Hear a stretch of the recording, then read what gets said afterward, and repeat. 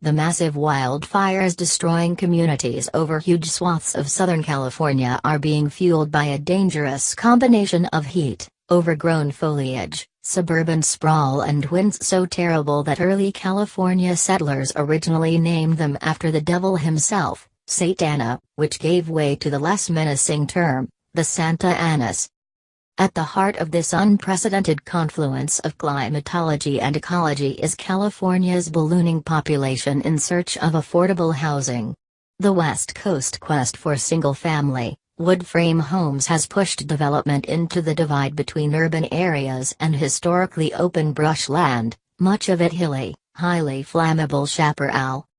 Modern fire suppression efforts have guaranteed that the new construction is occurring in shrubby, forested areas that have not burned in generations.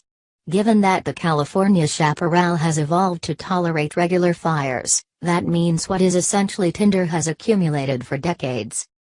Add to that last winter's record rains, which nourished an explosion of plant growth.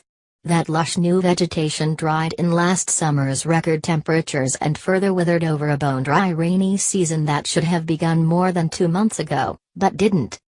In other words, much of Southern California is sitting atop or surrounded by a mountain of combustible fuel simply waiting for a spark.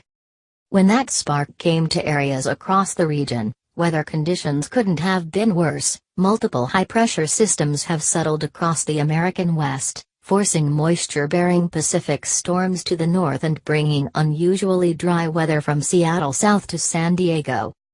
Those high-pressure systems, in turn, create low humidity levels and funnel high winds, some of hurricane velocity, from the inland deserts to the sea. There is no rain in the forecast for the foreseeable future, and meteorologists predict the winds will continue into next week. When a fire breaks out in the tender dry brush or grasses, high winds can spread embers and burn vegetation with terrifying speed in landscape where humidity has sunk into single digits. At the moment, Southern California, with its sprawling subdivisions, miles of dried vegetation, and hot weather, is at the mercy of the ruthless wind.